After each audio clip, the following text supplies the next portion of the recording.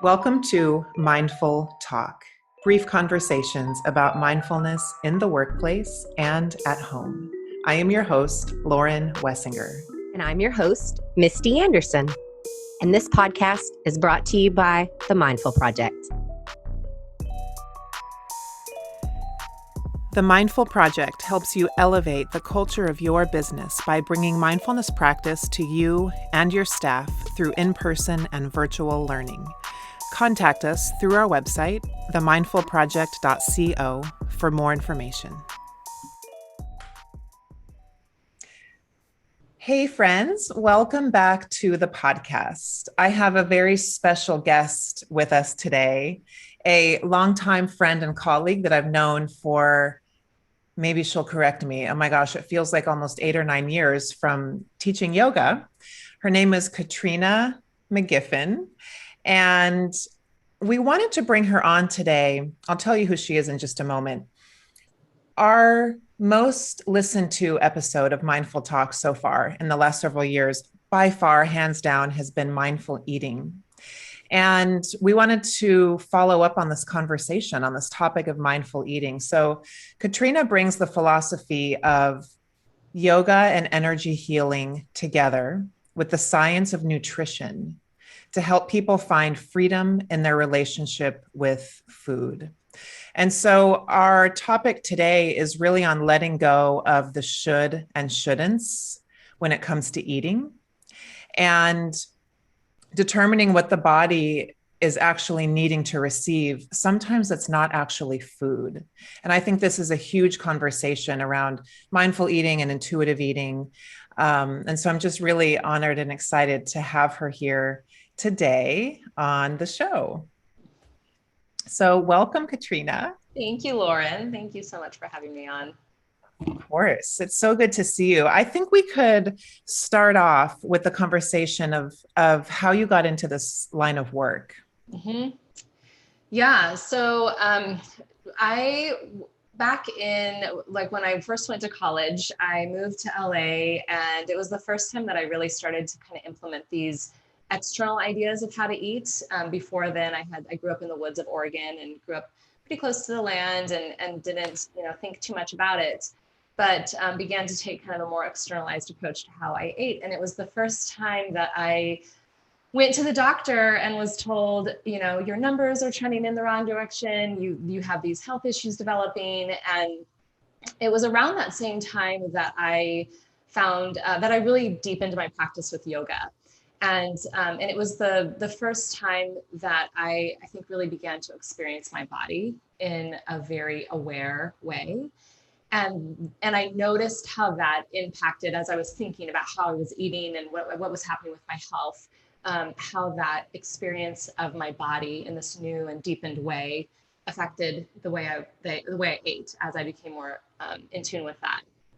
And so after, becoming a yoga teacher, I decided to layer in nutrition and went to Bastyr to get my master's degree, which is a naturopathic school.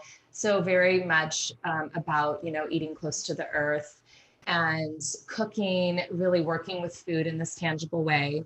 And so for many years, my business was just kind of trying to figure out how to weave these two things together.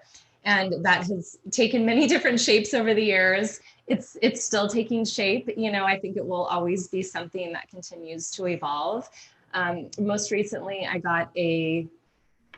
did a training in Heart-Centered Hypnotherapy. And so bringing that into the practice has been really powerful.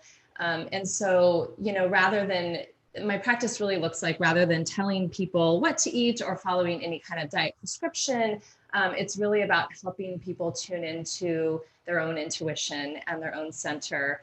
And some of that is using, yoga, using mindfulness practices to help them embody the experience of eating, and then using energy work and hypnotherapy to really break down any of the blocks, the barriers that may have been created over time that prevent accessing that place. So beautiful. Wow. I love it. I love it so much. I talk often about food being expensive, not in the way of costing money, but in the way of how much time and energy it takes to process certain meals. Do you know what I Mm-hmm. mean? Like, say I'm going to go to Chick-fil-A, or I'm going to choose to have a kale salad with salmon on it. Those are two very different costs to my body and to my energy and my life force. Mm-hmm. Obviously, the Chick-fil-A meal is going to take a lot more energy to process. It's going to take a lot more life force, and it's going to deplete me in a different way. It might taste really good going down, you know?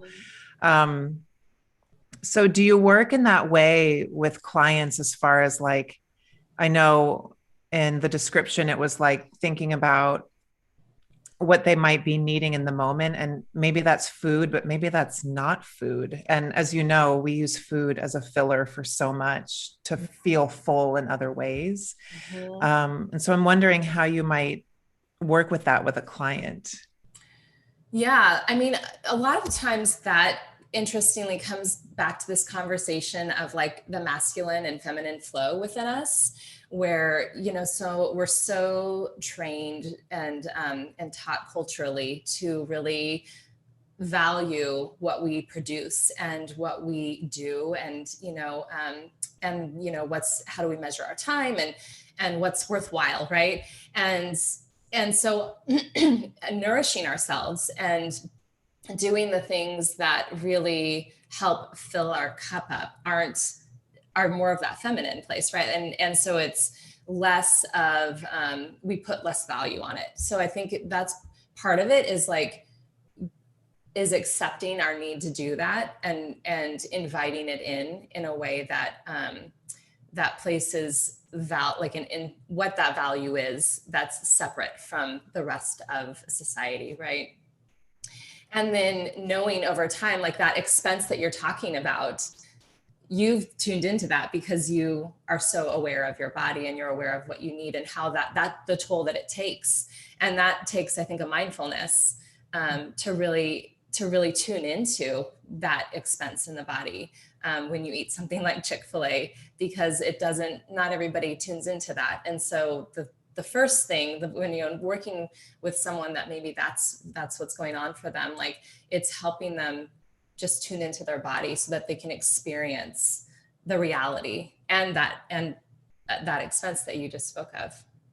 Mm-hmm. Yeah, that's interesting. It does require, I guess, a sense of inhabiting your body to be able to even know, like, does this meal nourish me, Mm-hmm. or does this meal deplete me? And I'm thinking for the majority of people, that question alone could be life changing, right? When it comes to food. Yeah. Yes.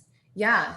And that's part of, like, I think we often hear, like, as people start to get healthier, it's like, oh, I just can't eat that anymore since I've become more healthy. And I think that sometimes it's actually like, I can't eat that anymore because I'm more tuned in, I'm more embodied, and I'm experiencing it now in the way that it's always happened, but I'm just more able to feel the truth of it.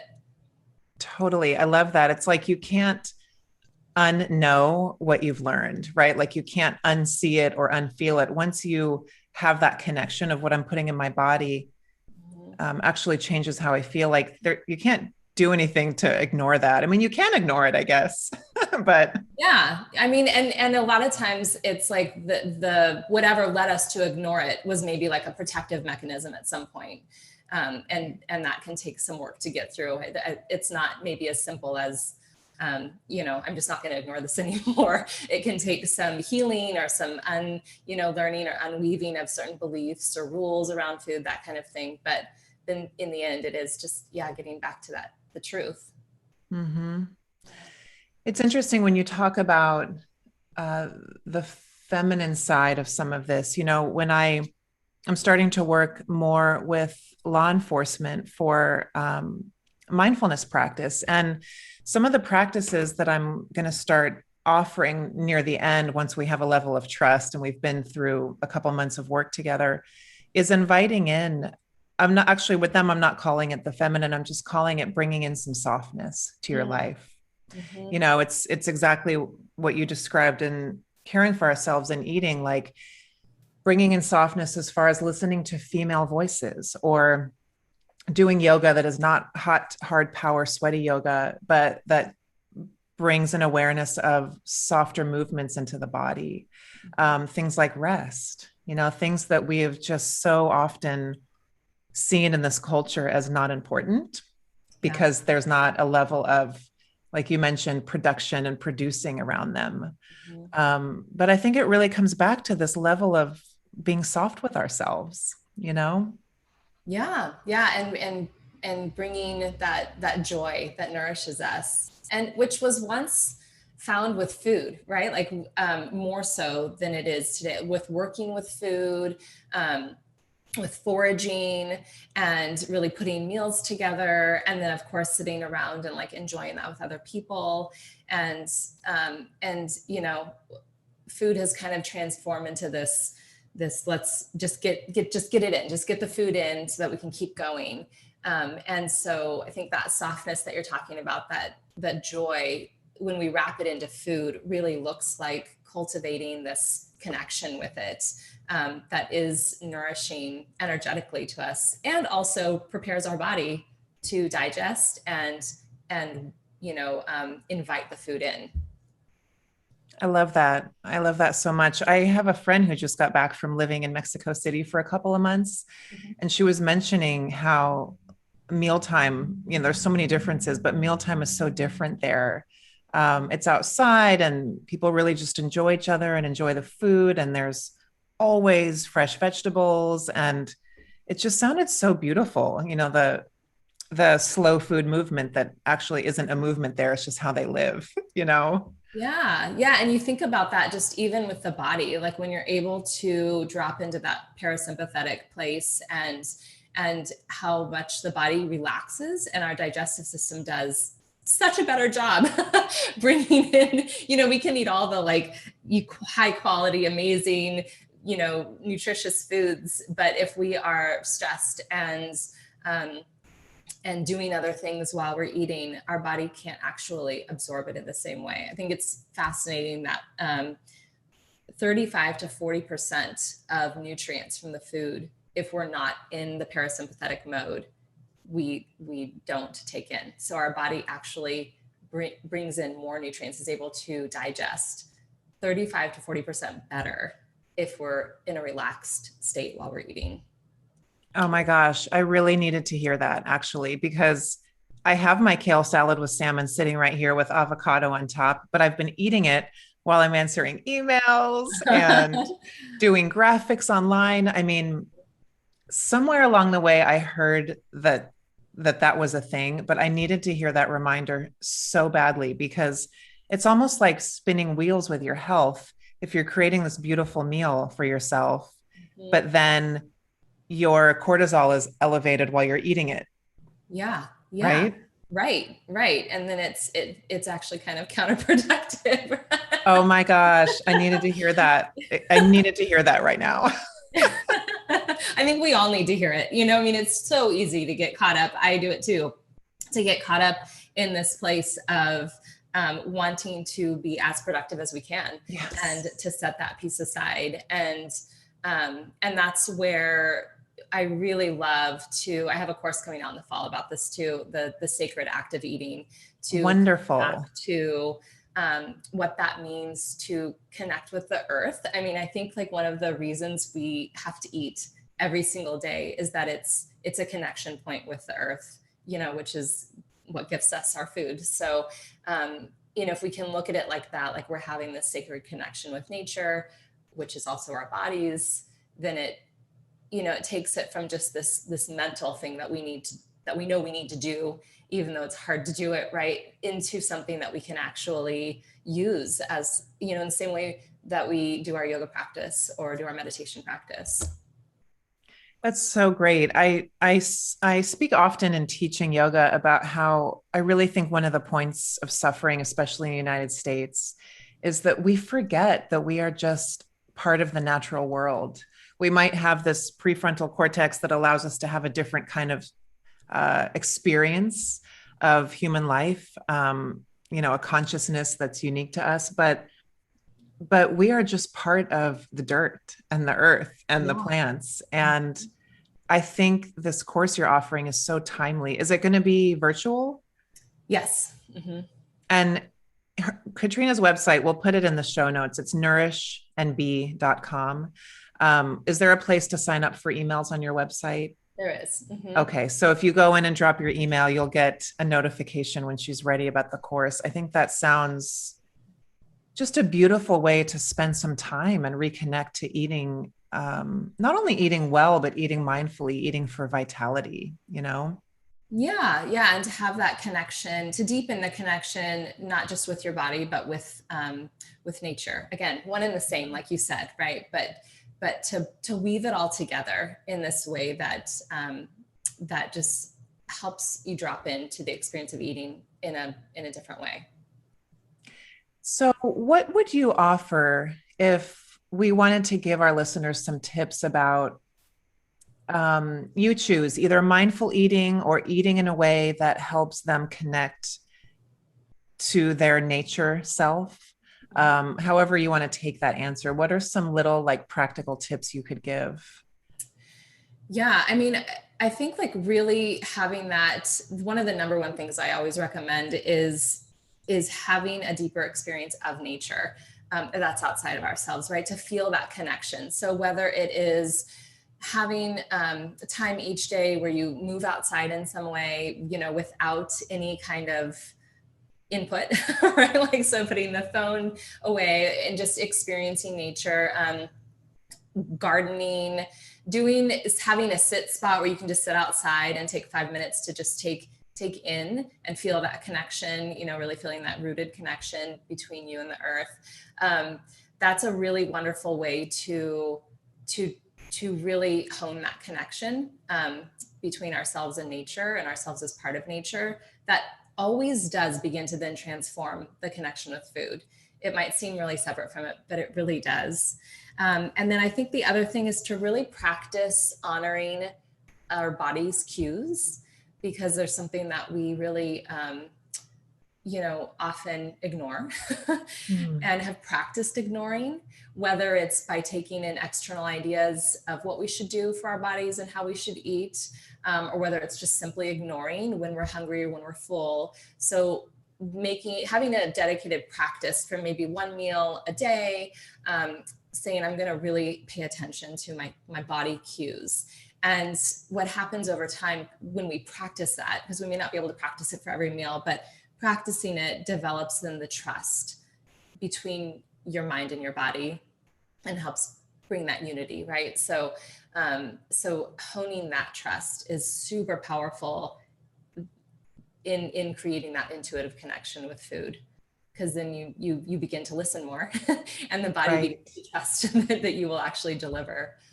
Right. So it's practicing connecting with nature and building our intuition. And then because we are one thing, we're not a bunch of separate little parts, even though sometimes we act and think like we are. What you're saying is those practices affect everything. I mean, they affect what we're talking about with our relationship to food, but it affects sleep. It affects relationships to other people. I mean, we can compartmentalize in our mind as a form of protection and safety, but really this is like one life we're talking about, right? Yeah. Yes. Yeah, exactly. So when people go outside, like say it's a 5-minute little sit outside or a 15-minute walk, it's important to not bring the phone a few times, right? Like every other time or something, not listening to a podcast, not listening to music, but just allowing yourself to be in nature. Yeah, because in a similar way of like sitting, really listening to your body, it's tuning into nature, and it really is kind of one and the same. The more you listen to nature, the more you'll be able to listen to your body, and vice versa. So yeah, opening yourself to the sounds and the smells and the textures is bringing into that very mindful present moment, and dropping in just to experience that connection. It seems like it would be a great way also to sort of revitalize the pineal gland. I remember this from yoga teacher training so long ago, that that gland is where the yogis say our intuition lives. Mm-hmm. And it's really supple in small children, babies, small children. But every time the world tells you as a kid, oh, that's not right, you didn't see that, Mm-hmm. what you think is wrong, like all of those messages start to literally shrink and shrivel that gland. And so in most adults, it's like almost non-functioning, you know? And so this seems like it would be a really good way to bring some life back into that really important gland if we want to start to connect with our needs outside of all the incessant messaging, oh my gosh, from the Yes. world Oh, about what we should eat, right? How we should move. Oh my gosh. I love that. And and actually that reflects a lot of the work that I do with people in nutrition, in that a lot of it is just unraveling all the beliefs and the systems of thinking and these external approaches to eating that we've learned over time. Because I always say your best nutritionist lives inside of yourself, because everything you need to know, you've always known about how to care for your body. It's something that's very primal in us, right? Like when animals don't ask other animals what to eat or what they need, and we have that same knowing within us, and it's really just been clouded over time. So yeah, coming back to that truth and coming back to that knowing is exactly it. I love that. It's like thinking about my two little kitties, like one of them asking the other one, hey, should I eat this? Should I not? What did you do to, Yeah. can you imagine? Right. No creature on planet Earth does that except for us. Uh-huh. It's like our brains are wonderful, but sometimes they get in the way. Right. Yeah. Totally. I love that. I love that. Yeah. I mean, we've seen it too with all the fad diets that have come and gone. I mean, I think Atkins is still around because I see the stuff at the grocery store, but like that was an absolute craze, the Atkins diet, and now it's not a thing anymore. You know, and all these things that come and go based in kind of nothing that people hop on and do for their body and might have short-term success. And it's not a criticism. I see it with a lot of compassion. You know, I have a lot of compassion for the ways in which media tells us we should look, and the way filters and airbrushing have changed what we think beauty is. And it's a struggle, I think, for most people learning how to live and love this body that we've been given, you know? Absolutely. I think it is. And for all of us, it's like nobody can come out of this culture and not feel that. And that makes it even harder then to honor, and trust the body, and trust the size it wants to be, trust the foods that it wants to eat. And because it's like we're constantly battling what we're being told we are supposed to look like and what we're supposed to eat. And it's this I talk about willpower in this way, where like, and oftentimes we think of willpower as like control, but I really think of it as, what are we bringing our power to? And we can either bring our power to aligning with our true needs and the truth, the truth that we know, we know, I mean, maybe not mentally, but our bodies know what size it needs to be. Our bodies know what it needs to eat, right? Or we can bring our willpower to what we've been told we need to do, and how we're told we need to look. And so I feel like every decision can kind of be boiled down to, which one am I bringing my power to? And is it serving me, right? I mean, it's kind of like the conversation between, am I bringing my power to my higher self or my smaller self? Because they're both Right. one, right? Yep. But every food decision, every decision we make for our bodies can have that same question, like where am I putting my power right now? And putting our power in the place of trusting our bodies and what they need and want feels uncomfortable, because it does feel outside of what we've always been where we've always been taught to put our power. Totally. And it goes against too, like the more typical type A personality that you find in the United States, because a lot of people want to receive a plan and stick to it and not veer off, you know. They want to be told what to do, which I understand there's a lot of safety in that, right? There's a lot of groundlessness and trusting our intuition and listening to our body. And in our culture, it's not really our way.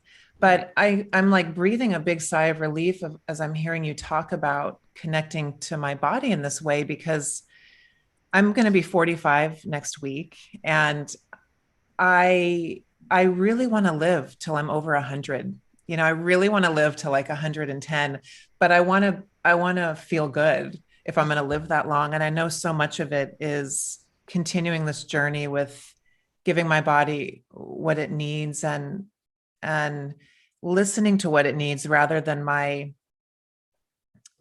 thinking mind imposing what I think it needs. Those are two very different things. But I'm really trying to come to a place, and I'm there and I'm getting there, and, you know, different days are different, but just really seeing the innocence of my body.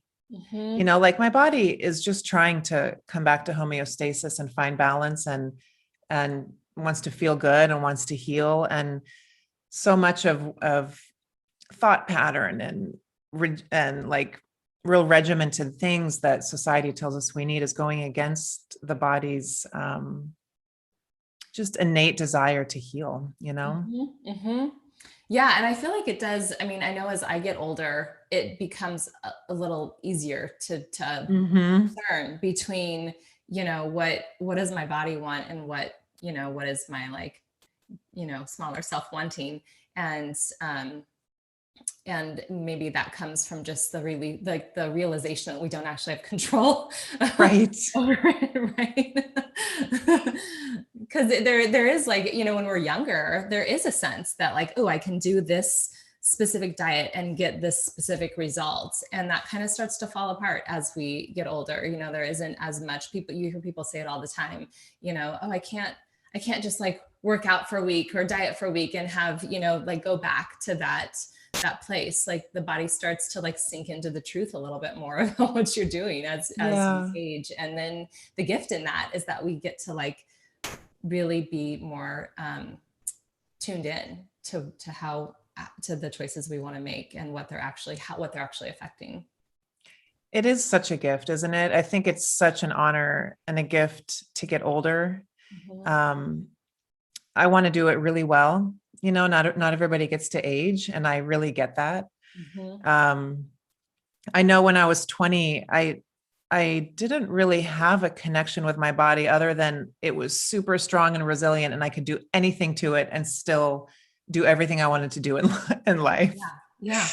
So, you know, a lot of that change and wisdom comes with age and is unavoidable, of course, as things change as we get older. But I think a closing question I would have for you is you have young kids, and I wonder what some small, simple ways are that parents could help start to teach their kids to see their connection with their body in this way.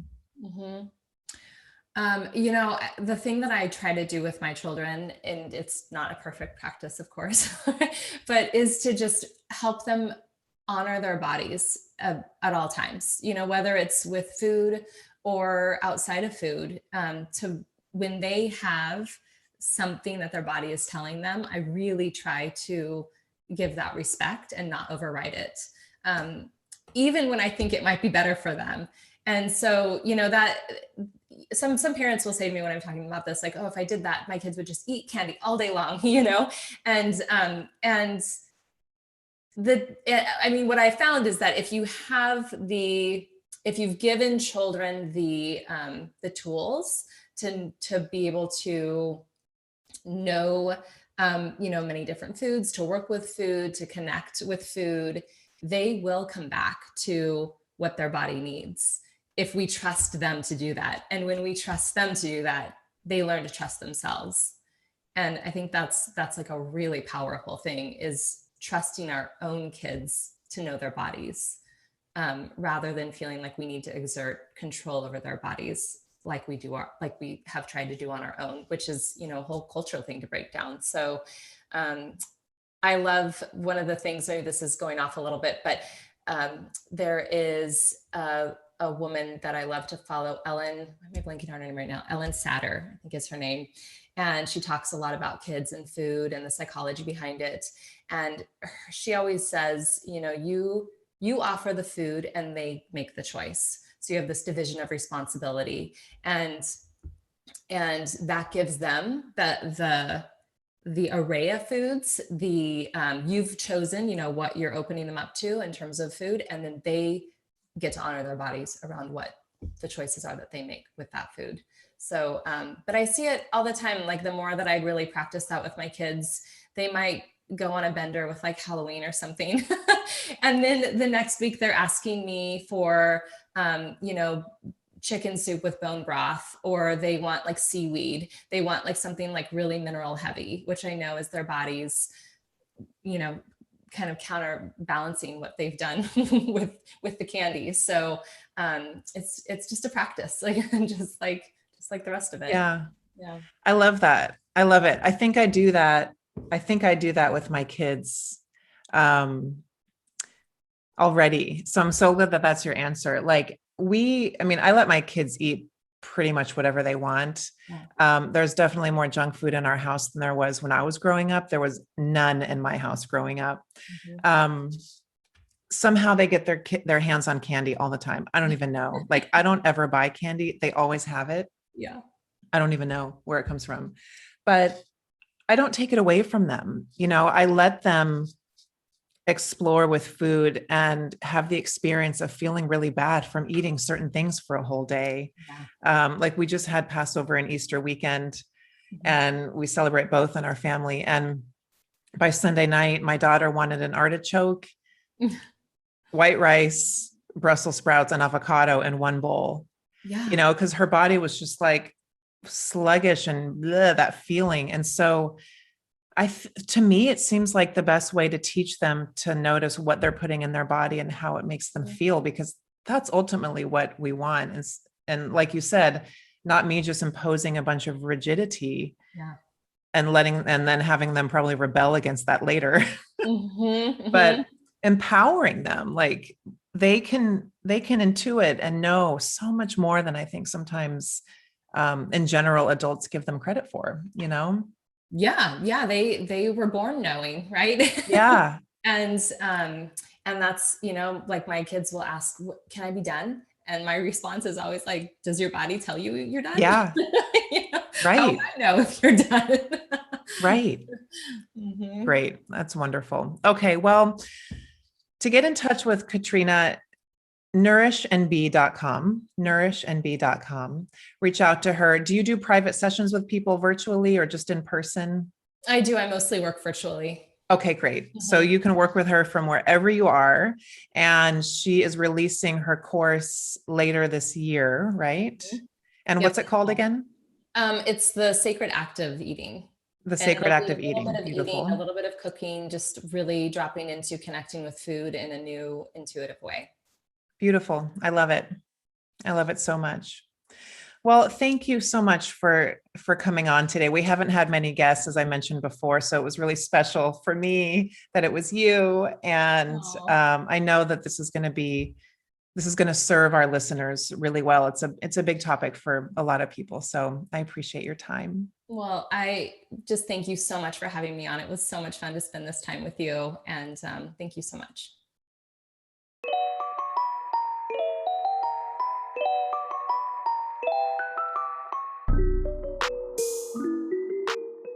Thank you so much for listening to Mindful Talk. We don't take it lightly that you spent your time listening to our podcast, and we are forever grateful. If you'd like to support the podcast, please subscribe on your favorite podcast platform and leave us a rating and a review. Welcome to a more mindful way of living and working.